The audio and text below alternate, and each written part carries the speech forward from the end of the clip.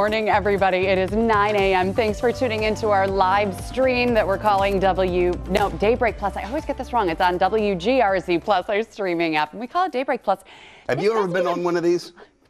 When I was 8 years old. Really? Yes, I went once to Kissing Bridge. I was not very good. But it's picturesque and it's lovely. I was on a chairlift in Squaw Valley, California. It's now called Palisades. Huh, interesting. Palisades is the name of the news. We'll get to that in a bit. Anyway, it goes up to about 12,000 feet. And I was over a deep valley. It's one of the scariest chairlifts in the world. And it stopped. And they often do when somebody's like having a hard time getting it. But I stopped and it was swaying in the wind. And I looked down and it's literally like 900 feet. Wow. On a chasm in the Sierra Nevada. I don't normally have a problem with heights, but I think I would have a problem with that. Oh, did I ever? Do you still ski often? I feel like you always talk about wanting to go ski, but you never actually go to ski. Well, the kids were really into skiing up until about a year ago. We just don't go as often. When I was younger, I skied crazy all the time. Yeah. But my daughter hurt her hand at snowboarding, her wrist, and that has caused a fear. So getting them out on the slopes is a little bit more challenging, but we are going to go this year. How is slopes weather? Good. Still a little bit of snow. They've got, this is a Holiday Valley, Hollymont, Holiday Valley, Kissing Bridge, all have pretty good bases. They have most of their trails open. Not as many at Kissing Bridge, but. Just got to bundle up though if you are going out there. It's been cold, yeah. It's been cold. Very and that cold. Like one of the coldest Januaries that we've seen in a while, right? I think when it's all said and done. Although it's only been 9. Doesn't it feel like it's January 231st? It does. And I think in this cold weather is going to be here for at least another 2 to 3 weeks. Okay. So when all is said and done, Western New York, but a large part of the country may have one of their coldest Januaries in a while. Yeah, and snow in parts of the country that isn't used to snow, like Dallas, Texas, right? Dallas, Texas, Memphis, Little Rock. Bye. Bye. I'll see you in a bit. Again, would you like me to join you? Abandoned again. Anyway, we'll join her over there on the set in a second. Okay, 24 degrees, 18 tonight. Tomorrow, 30. So temperatures getting a little better. We will be warmer today compared to yesterday, but there will be more of a wind, so the air is going to be rather biting. Still a few wandering snowflakes out there, but snow showers are coming to an end. Melissa astutely mentioned that some places that don't usually get snow are going to get it, and this next weather system here is tracking through New Mexico and northern Texas, and it looks like a couple of inches of snow could fall in Texas, mixed with sleet and snow. It's going to be a mess there. Then the snow tracks up into places like Memphis and Little Rock, Cincinnati, and those areas are going to get some snow. We are too on Friday night. Doesn't look like it's going to be a lot by the time it gets here. Maybe an inch or two overnight Friday night into Saturday morning. This is Saturday morning as the snow kind of winds down. And then we'll have some light lake effect snow showers Saturday afternoon. So Saturday will not be a totally snowy day. Most of that comes Friday night, but there will be snow showers off and on Saturday. You will see snow showers on Saturday. And then on Sunday, this is at 9 in the morning, there are little hints of some light lake effect snows that could enter Orchard Park in time for the Bills game. Right now, the Bills game looks fairly quiet, mostly cloudy, light breezes, temperatures near 30, nice. But a little decorative snow may sneak in, okay? It's not gonna be much. In terms of the snow Friday night into Saturday, oh, that was weird. Numbers disappeared. Kind of like Melissa on the weather set. Let's go back, there they are. And you can see 2 to 3 inches, up to 4 inches out of this, but I think most of Metro Buffalo will be in that 2 to 3 inch category. All right, so for today, morning clouds and clearing, westerly winds 10 to 20 miles an hour, 24 degrees today. But again, that breeze will bring wind chills into the upper single digits and low teens. Partly cloudy and cold tonight. Long range forecast, there are the snow showers on Saturday, mainly dry Sunday. And then next week, some lake effect snows kick in. Doesn't look terribly heavy at this point, but something to watch. And it does get colder again by the middle of next week. We have a couple of days in the 30s, but then we're back into the 20s and even maybe the teens for daytime highs next, well, probably low 20s, middle of next week. For the south towns in the southern tier, similar forecast. However, we have included a snowflake for the south towns on Sunday afternoon, and then a pretty good chance of some snow showers, it looks like, Monday, Tuesday, and Wednesday. That's Hello, Miss Snowflake. Voss. How are you? Snowflake Sunday afternoon in the South Towns. That would be Orchard Park. What are we talking about for? How should people dress for the Bills game? As I said, around 30 to 32. So I think I don't think a need for heavy jackets. I think you just wear. You didn't have a hat up on the roof today, Patrick. So and it was like 16. I just when you're in that crowded stadium, and I personally don't like to be hot, and I don't like to have much on. So as you can see so here, he'll be that fan taking his shirt off and yeah, doing a Ryan Fitzpatrick. No, you want to dress warm. I think layers is a good idea. But again, 30 to 32 is really not that cold. Right, and snow will just add to the atmosphere and be fun for fans. If that even happens, the snow is not a sure thing. Okay. And there may be no wind, so I think it's going to be pretty good. It sounds great for a January. As January snows or January football games can go, this one's pretty tame. Okay, and on Daybreak Plus in a few minutes, we'll be talking more about the Bills.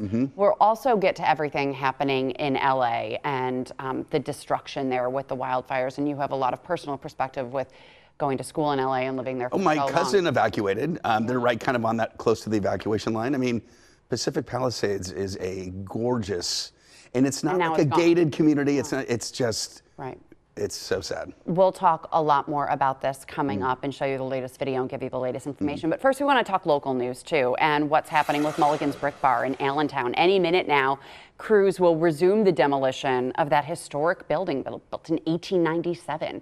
Now, that demolition had to be stopped yesterday afternoon because of some mechanical issues. So city officials say the cold weather was really causing a problem with a hydraulic line there.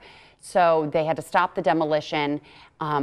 But it's drawn a lot of crowds, people going there to see those bricks literally torn down from Brick Bar, and a lot of people are heartbroken. It's definitely shocking, I would say, because considering also we lost the pink in the summer, so it's kind of almost hard to believe that another such like a piece of Buffalo history is going down in essentially the same year. But I always love just like walking down here, just seeing the old architecture, the bricks. It just was really what made Allentown, Allentown. Yeah, those arches. I mean, the building really was a beautiful building. So you're going to have this gaping hole in Allentown on Allen Street where Brick Bar was and where the old pink was. And you hope that when they rebuild, they'll keep with the aesthetics and they'll make it those buildings just as beautiful. It won't have the legacy and the memories that people had, but hopefully aesthetically it'll fit right in with the look of Allentown. There's got to be a good design eventually. I mean, something will come out of this that will be hopefully good, you know, but it's a sad loss. Yeah, but they've got to get that building torn down so that Allen Street can open back up so the other businesses can thrive there. Yeah, and, you know, once it is safe to go to Allentown, I think Western New Yorkers should try to get back down there and support all the other businesses that are down there since they've lost so much. We're also working to get more information this morning about a fire that happened overnight and early this morning. We brought you the story as breaking news during Daybreak. Our photographer went to Drake Drive right near Cedar Grove, kind of near the 33 at midnight, and got this video. You can see the flames coming out at the top of this apartment building. But then we got word a few hours later that the fire rekindled. So we sent our Natalie Foss and our photographer to the scene. As heavy smoke filled the air, there were more flames. Multiple agencies working the fire in the bitter cold this morning. They tell us that the people inside the apartment were able to get out safely. That's what one of the EMTs told our photographer on the scene. We asked them about any possible injuries or how many people were displaced and the cause of the fire. Haven't gotten any word. Officials really didn't give us much information on the scene, but we will bring you those details as soon as we learn more. But this apartment building, you can't really see from that shot there, but it looked like there were about 4 units in that building. The fire starting in 1 unit and then spreading. But we don't know how many families were really affected or how many people. You've got to give props to these volunteer firefighters. They don't get paid to do this. They wake up at midnight, go to the scene of the fire. In the bitter cold, they're out there trying to protect property, protect homes, protect lives. And then they finally get the fire under control. go back home and get the call again at 3 o'clock in the morning that they need to go back out there. These are volunteers standing out in the bitter cold, one of the coldest mornings of the year. And I'm the proud daughter of a volunteer firefighter in Amherst who knows what it's like to see your dad get up in the middle of the night and go fight these fires. And you got to give props to these volunteers for doing everything that they can do. And it's sad to see such a loss there in Cheektowaga. But hopefully no one was hurt, and hopefully the firefighters are safe and staying warm and getting warm this morning. Right. But how cold was it this morning, though? It was, 15, 16, so it's cold. And they spray the water, and the water freezes, and it makes it more challenging and certainly uncomfortable. Yeah. All right. So we will be following up on that to try to get more information and more answers about what may have happened. So switching gears now, let's talk about the Bills as they're building on their game plan for the Broncos as they prepare to host them at Highmark Stadium. Yeah, the opening round of Wild Card Weekend. The Bills clinched the AFC East way back a long time ago. So it's been a while since they've competed in a game with a lot of meaning. But Josh Allen spoke about the upcoming matchup. I think, again, we call these kind of training camp type games where, we've got our base set of rules and we kind of stick with them, and we got to make sure that we're on top of our communication. But in terms of what they're going to do, we have no idea. We have a thought potentially of what could happen, but once the game goes and the first punches are thrown, you got to be able to adjust. And it's like I said, a really, really good team and a very, very good defense. I think statistically one of the best in the league. They got some absolute studs on that side of the ball. So we got to have like I said, a good week of practice, and it's going to take everybody on Sunday. I've got a mountain. What was his name? Grizzly Adams look. Yeah. Remember Grizzly Adams? I was thinking, who's the guy from Hangover? Oh, Zach Galifianakis. Yes, with his satchel. With his satchel. Yes. Yeah. One of the funniest movies of all time. I mean, you and I don't normally like the same movies. No, we don't. But this one was such a huge hit. I think The Hangover is one of those ones that, like, if it's on TV, like, I will stop and I will watch it. Yeah, and it wouldn't be on. It would be like on a movie service because Right. it's fairly raunchy. But fairly. But it's such a. And Bradley Cooper. Oh. And that was before Bradley Cooper was like Bradley Cooper. That was kind of his. Because do you know that one of his first movies? Wedding Crashers? No, before that, it was called Midnight Meat Train. That sounds a little raunchy. It was about a guy. He was a photographer capturing a serial killer who would go onto these trains and murder people. What? And Bradley Cooper was the photographer. Like, he was look it up. It's called Midnight. He went from that to Wedding Crashers? Well, I think, yes. It was like before he, Wedding Crashers, he was great in that. What a career for him. And then he's now one of the most coveted directors and from Maestro. In the movie with Lady Gaga, A Star is Born. And he did a lot of his own singing and performing in that. Maestro, I thought, was a magnificent movie. It was so good. Did we just kind of sidetrack here? We were talking about the Bills, and now we're talking about Leonard Bernstein. Welcome to Patrick and Melissa. Hammer and Holmes. An attorney to serve you. Should we go back to talking about the Bills? Sorry, we digress. Okay, from Bradley Cooper to Bo Nix. Big game for the Broncos quarterback. The rookie has raised some eyebrows with an impressive rookie season. He was just named AFC Player of the Week after he demolished the Chiefs' backups in the last game of the season.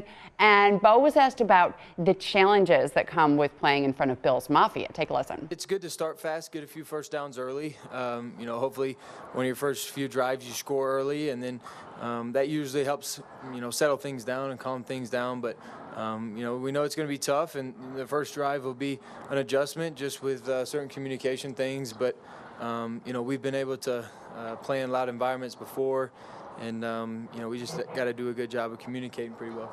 This is, like you said, where I want to be. This is, the moments that matter. These are the moments that, people remember you by. So, you just got to go out there and, cut it loose and go out there and play and, trust your teammates, trust what you're prepared for throughout this this entire year, and quite frankly, my career, my life. So this is just what we're all that work finally gets to come into play, and it's going to be fun.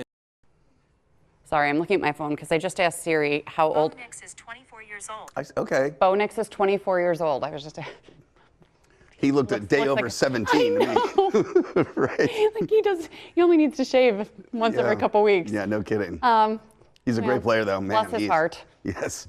Good luck. Impressive as a rookie. Yeah. I mean, his performance against, again, those that pretended to be the Kansas City Chiefs, but still, he was all over the field. Yes, so we will see him on Sunday. Now, if you still want to get tickets to Sunday's game, they have risen slightly since yesterday. It looks like tickets in the nosebleeds right now are going for $112. Now, this is on Ticketmaster, but I was looking at StubHub this morning.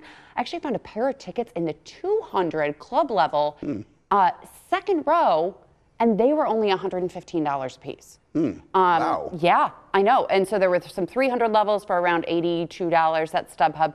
But again, a reminder for you, if you are looking for tickets for Sunday's game, do not get them on social media, because people will ask you to pay ahead of time before they send you the tickets. There are all sorts of bots and scammers out there. So go to StubHub, Vivid Seats, Ticketmaster, any of the reliable secondhand market sites in order to get your tickets. I would wait till Sunday morning. I bet the tickets are going to drop even more because people just want to go to the next game. Hopefully there will be a next game in Buffalo. I do not think we do not need to turn our backs on. I know. I hate to think this way, but they have the Broncos, the number one defense in the NFL. I know. Which means this is likely. And by the way, the other two wild card games, or the last three wild card games the Bills were in, they were like one-score games. We barely beat the Steelers. We barely beat Miami. Patrick, chill. against the rookie quarterback, Skylar Thompson. I wish you could see the text messages that he sends me. And you have actually really scaled back the text messages to me, which means you're sending them to somebody else, because one bad play and Patrick is up, the season's done. I've got, well, we haven't had a lot of those moments. And that's true. So, yeah, my venting has decreased. Right. We will do some deep breathing exercises, maybe a little yoga on Sunday morning going into the game so that we can stay calm. I try to do yoga with I don't have the patience. I don't have the focus. I'm trying to watch a video to do yoga, and my mind is in 100 different spots. Have you ever done hot yoga? I've heard my dad has, and he said it's very intense. Carolyn, my friend, we hang out with Carolyn. Hi, Carolyn. I know she's watching right now. She teaches at Power Yoga Buffalo. 95 degrees to start in the studio, and then it gets hotter with like 40 it gets people. Hotter? Yeah, because there's 40 people in there. Up to 60 people. Does it get kind of ripe? I mean, when everybody's kind of... It's pretty disgusting. Okay.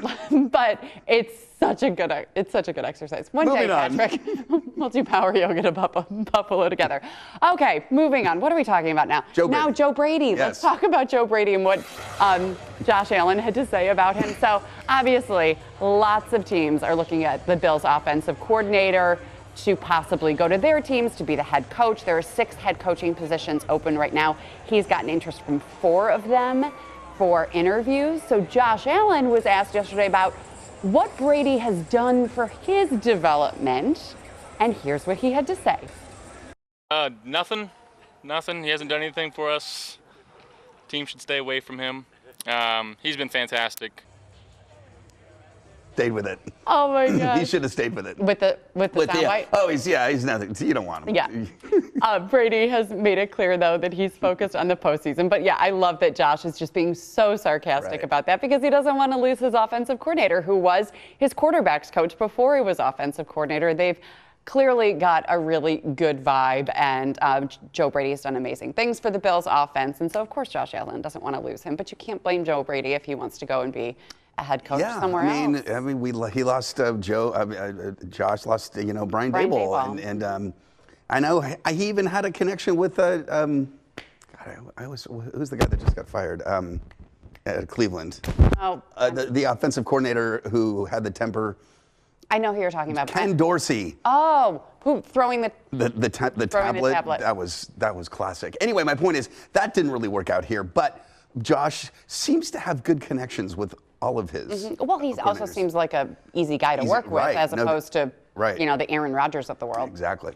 Okay, so enough about the Bills now. Now we have to turn to some really developing news right now. These California wildfires, Patrick, at least 5 different wildfires are ripping through California right now. It's being sparked by dry conditions and the strong Santa Ana winds. The Palisades fire in particular is considered the most destructive wildfire in California history. That one is 17,000 acres. That's 27 square miles, the size of Cheektowaga, essentially. Then there's the Eaton fire. This one's about 11,000 square acres. It's burning in the area of Altadena, and it's being linked to 5 deaths. That fire has destroyed so many homes. It's leaving families heartbroken because they've lost everything. And now we're hearing from one woman who was lucky to return home and find that her home was the only one left standing in her neighborhood. I got here, I find out that it's still standing. I was so emotional. I'm sorry. Ruth Harrow, shocked and relieved her Altadena home on West Palm Street is still standing. I was like, what? They told me it's gone. You know, I'm just so sad for my neighbors because we always are good neighbors, you know. And when I started walking from there, I said, wow, all the corners, this and this and this and this. And this is the only one standing. What I can say, I don't have words. Friends told Harrow her place was wiped out in the fast-moving Eaton fire that devoured hundreds of homes in Altadena. Take a look at the Bank of America building. It also destroyed dozens of businesses on Lake Avenue. Earlier, we watched firefighters battle the raging flames shooting from this Bank of America. Harrow's friends and family dumping buckets of water on the hot spot still smoldering next door. Her neighbor telling her to use their pool water since water has been shut off in the area. This is all my life effort, and I have to take care of it. So, you know, she's lucky that her home has survived, but what does she have left? I know. Because Pacific Palisades doesn't exist anymore. Essentially, it's been wiped off the map with these fires. There's no grocery stores, no schools, no libraries. I mean, that's what we're hearing now. It's just everything is gone. And we heard a lot from actually Steve Guttenberg, the actor. They call him like the honorary mayor of Palisades because that's where he's lived forever. And he has been out he personally was trying to move cars out of the way so that firefighters could get through.